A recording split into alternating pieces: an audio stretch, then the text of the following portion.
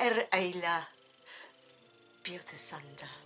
Welcome to my channel. This week I'm doing one on the next rune, which is called Nauthiz or Nauthiz. Enjoy.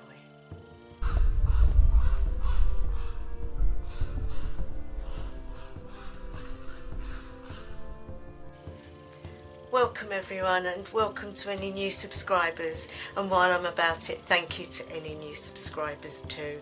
I really do appreciate it, and to those that have returned, thank you also, and to those that are always on my channel watching my videos and giving me support, thank you so much. I really do appreciate it.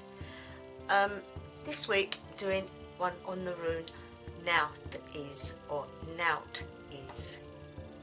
A way of looking at that is to say, not this. As you can gather, it is not the most fantastic rune. It is a life-changing rune, and one that lots of people do not want to find in their reading. The reason being is if you receive that, it is talking about complete destruction from within, a place where nobody wants to be, a place of struggle, torment, torture, a place where you don't feel you're ever going to come out of. It's either you or the world, it's either you or the problem, and it is a struggle for life, a struggle to gain yourself again, and that is very hard. It follows on from Hagalaz, which we did last week, and again similar, but this is more devastating. It's devastating from within. It could mean that you're in a place of absolute turmoil. You know, you're at the end of your tether, you don't know what way to turn, you don't think you have the strength to go on, you don't know how you're going to get through.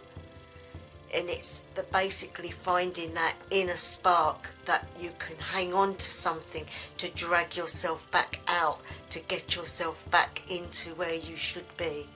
And that is what this rune is about. It also is about finding the real you, finding a way to make things much better than they were. This is Nauthiz, the rune. And it is on the second Aett, and it's the second one in. So we did the first one of the second Aett last week, which was Hagalaz, and this one is Nauthiz. Again, the colour scheme can be very dark red or black, because you are in the depths, you are in the depths of despair with this. So we have the spark of life, which is the sun, which is fire. And the stone, well, I like to say I would use coal, because coal can build a fire. I would use obsidian. Obsidian I would use first, because that is the one that has got the power of seeing, and the power of seeing what can be, which is what you really need when you are struggling. The incense that I have been burning was dragon's blood, because it's a form of protection, which is something that you are given, but you can't see it at the time. You know, example, you could be dying of hunger and cannot reach food, or you could be without water, you could be very sick and can't get medicine. People around you, it's another thing.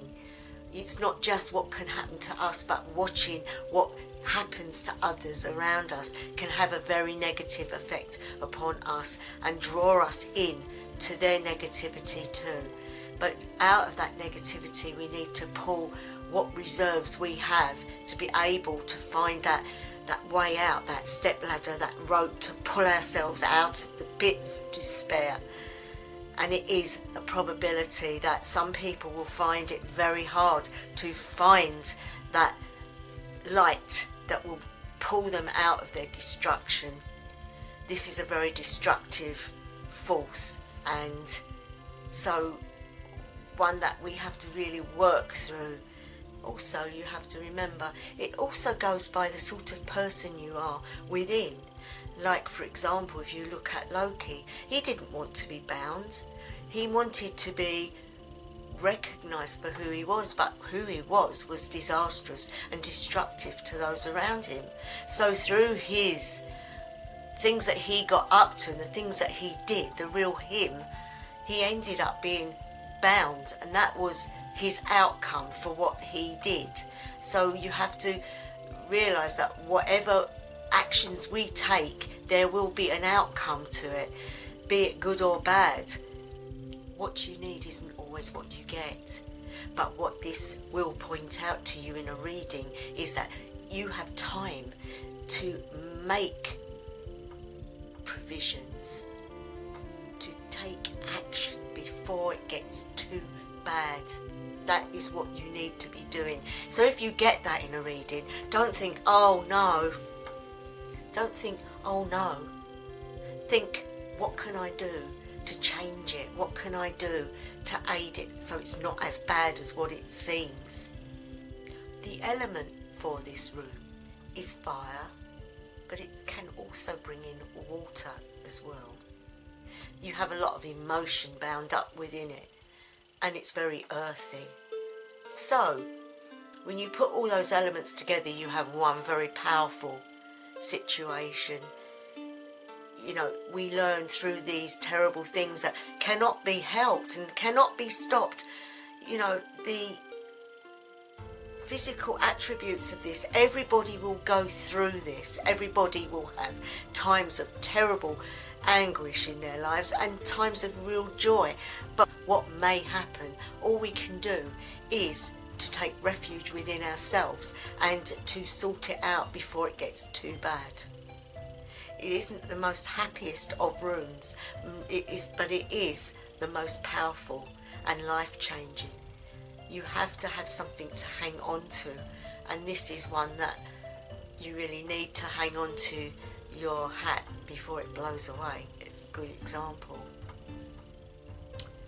The element of fire gives you hope. It's light, it's heat, it's there for you to grasp. You just need to be able to see it before it disappears out of your range of sight.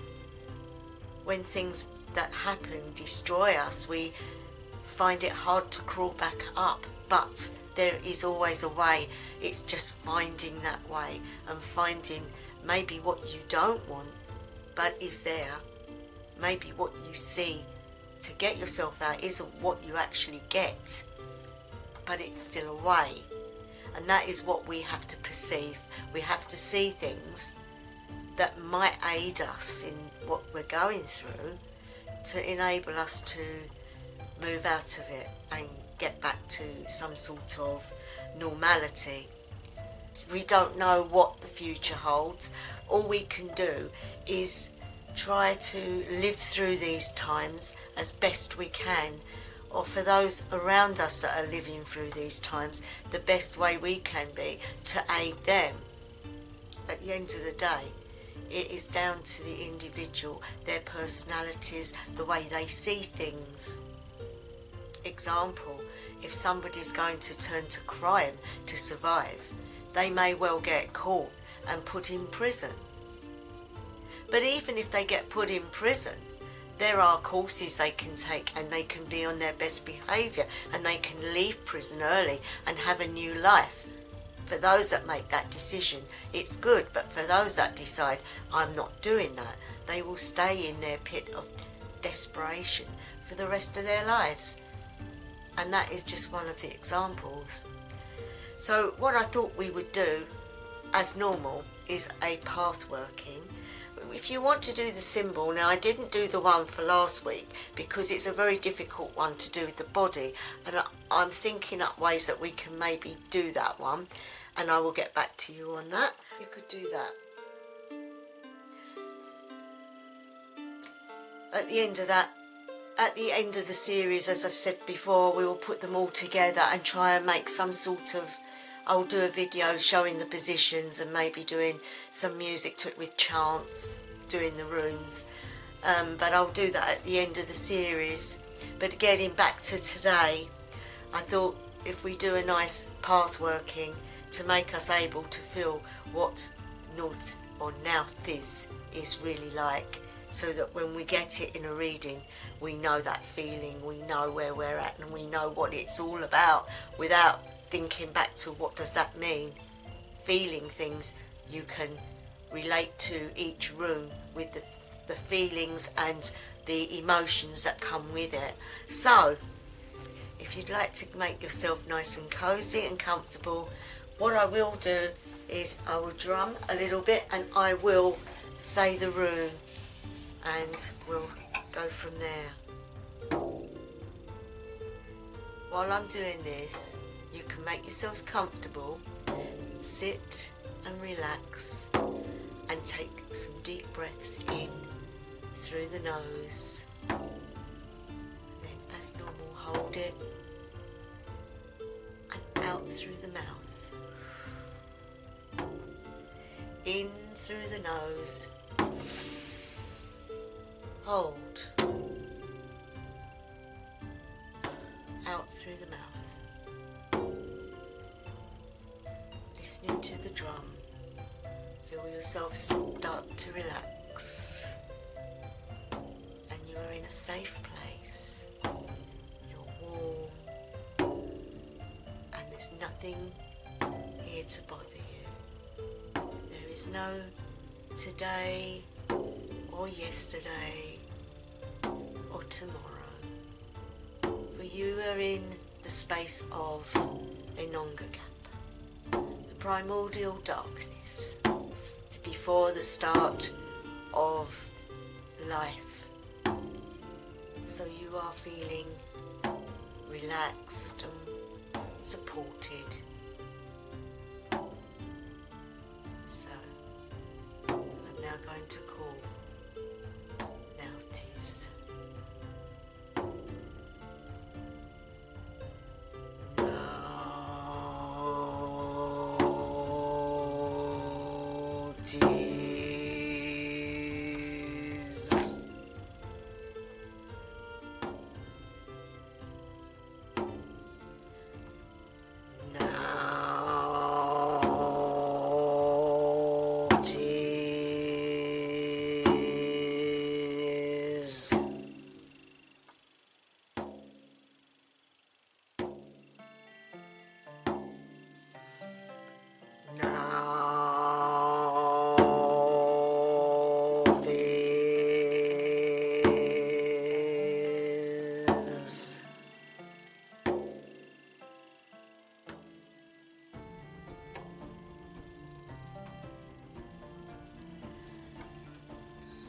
You open your eyes and you see yourself covered and surrounded by this darkness of Inongagap. In the distance you can see to the left a pinprick of light, and to the right a pinprick of light. One is ice and one is fire, but they are in the distance, far away from you.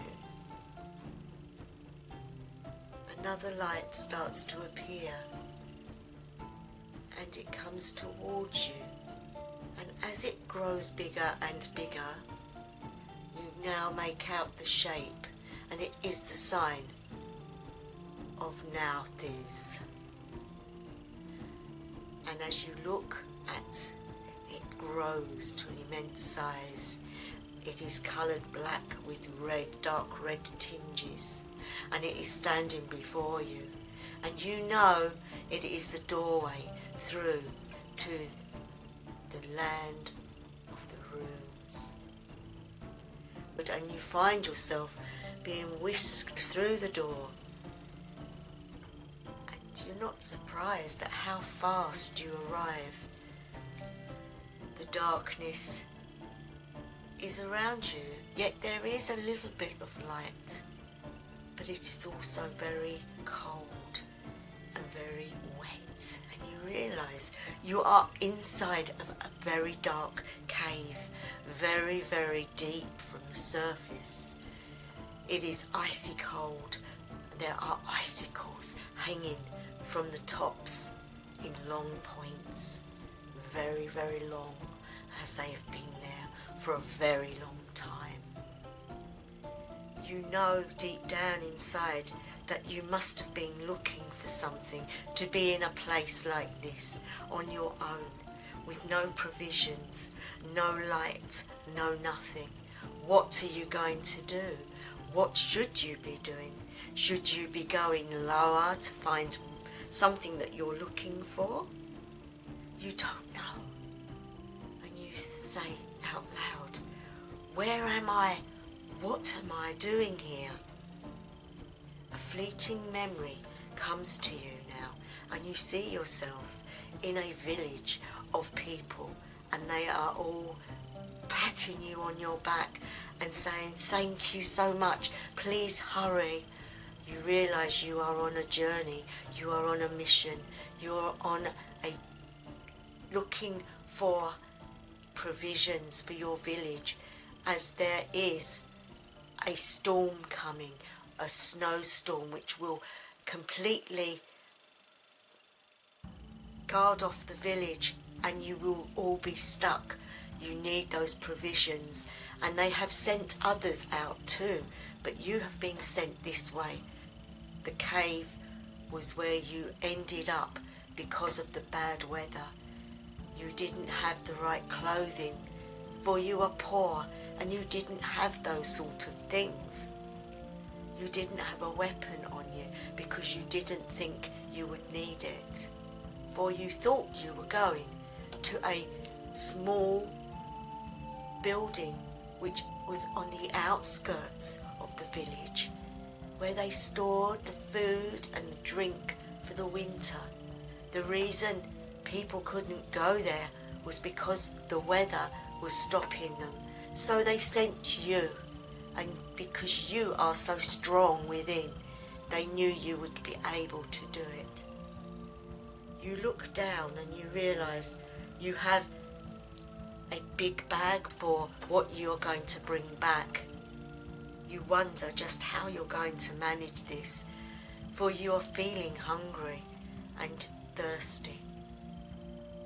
As you climb up from where you're seated, you realise just how slippery it is, but you see before you an incline which is got step-like boulders that you will be able to climb up on to get out. You throw your bag above you and you climb up. You're feeling really tired and you don't know if you're going to be able to make the journey. You think, why did I get myself in this position? Why did I offer? Why did I offer, or was I picked? I can't remember. Is it because I can do this? I need to pull myself up and get myself going. I will feel stronger if I can do this. As you climb up the next boulder, you slip and you fall down to the one before it. And when you get up, you realise that one of your arms is damaged. You don't know if you've broken it or whether it's strained, but you now know that you only have one arm to pull yourself up with. You sit down and you cry because you don't think you're going to do it, and you think you're just going to die. You're just going to sit there and either starve to death or freeze to death, for icicles are forming on your clothes now. It is so cold. You know that those in the village are really relying on you, and that is the thing that keeps you going. The fact that if you don't get these things, people will die. They will die of starvation. So you pull yourself back up and you find a piece of cloth that you've got in the bag, which you must have packed for things that you may have happened to you. You have thought about it, but you also realise that the healer of the camp put these things in your bag. It wasn't just you. You bind it round and tie it around your neck as a sling, and luckily the arm that you have got is your strong arm. You pull yourself up and you see a light beyond. It is the cave entrance, and you are so relieved. You crawl through what is now the snow that has come into the cave. You're starting to lose all feeling in your fingers and toes, and you know that you've got to get to the place before you freeze. In your mind, you're starting to think over all your life, thinking about the things that you should have done, the things that you could have done, the things that you haven't done, all the negative aspects of your life.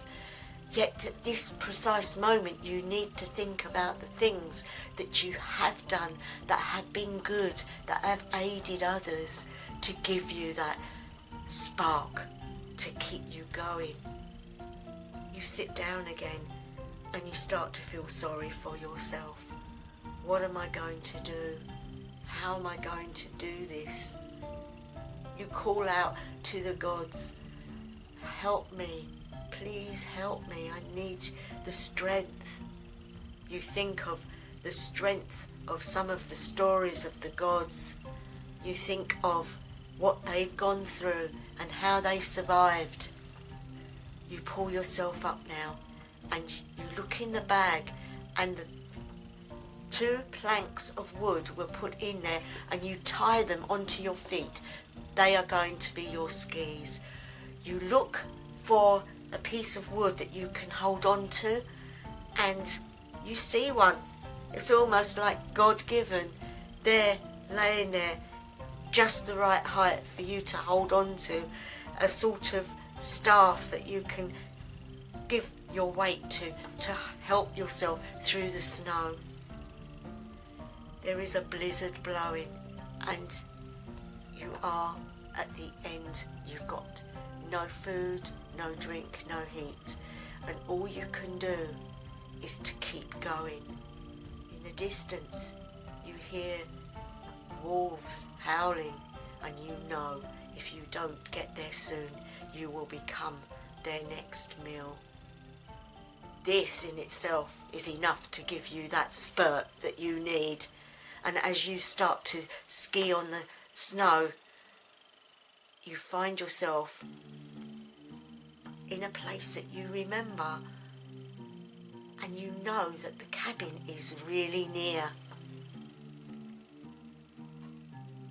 You must have been going for a little while because you're getting very tired now, and you know if you go to sleep you won't wake up. You pray again to the gods, please aid me, please help me get there. People are relying on me. Oh, great gods, please be with me. And in the distance you see the little hut, and you know you're almost there. Through sheer willpower, you drag your bag and you crawl through that snow, and you find yourself there. You're there, you made it. And you get yourself up, and the door won't open. And you're saying, oh no, I've made it here, and yet I still can't get in. You suddenly remember there are things in the bag, and you look in the bag, and there is the key to the lock. You put the key in, your hands are so cold you can't feel what you're doing, but you manage it, and the door opens, and you are greeted with this feeling of relief. When you get in there, everything is to hand. You know that people are relying on you, but you also know that your body needs food, and it needs warmth, and it needs a place to rest for a few hours. and it is dark now outside, and you know that the village will be all asleep. You get some stones and you bash them because you haven't got anything else you can light it with. And first of all, there's nothing, no spark, and you're thinking to yourself, oh no, I'm going to die of cold. You pray again to the gods, help me, oh please, mighty gods, help me, oh Odin, help me. And all of a sudden there's a spark and you catch the wood alight. Oh, it feels so good to feel the warmth of the fire and the food in your tummy. And then you find a bottle of mead and you drink, and it fills you with warmth within. After all this, you just lay there on the little camp bed and you go to sleep. And when you wake up, your arm feels better. It obviously wasn't broken, it just needed to be rested. And you feel so happy that you have warmth and you've got food, and then you realise the villagers haven't, and you've got to get back. And you cannot believe it, a sleigh. You put the food on the sleigh in the bag, and you put the anchor and the rope around your arms, and there are more planks of wood which you put to your feet, and you make your way back to the village through the snow. And for some reason, you know the gods are with you, for you can feel it's like a weight being lifted from you, that it is easier, and you're finding your way back. And all of a sudden you see your village ahead, and they come running out, so pleased to see you, and so proud of you. You feel so proud of yourself, and you feel tremendous gratitude to the gods, but also to the strength that you had to get yourself through this, and the stories that you will be able to tell the people in the village. They have a big celebration, but you know your time has ended now, and you need to go back through the doorway of Nauthiz. You see that appear in front of you, and so you walk through, and you are back, my friends, back from Inonga Gap, back from the world of the runes, back to where you are sitting. And when you are ready, open your eyes, wriggle your fingers and your toes, and have a drink and something to eat, for you need to ground. And there you go, guys. How did you feel? How does it make you feel? That desperation, that not knowing a way out, yet at the end seeing an outcome. You did it, you got through, you struggled, but you done it, and it not only aided you, but it aided others. And that is what this rune is all about. I hope you enjoyed this. If you are going through a time of struggle, remember, look to a way out. Be strong. You will get through, and you will come out the other side. And on that note, I'm going to say, wherever you are, whatever time of day, night or evening it may be, I wish you the best ever. Love you guys. Hausa Belang.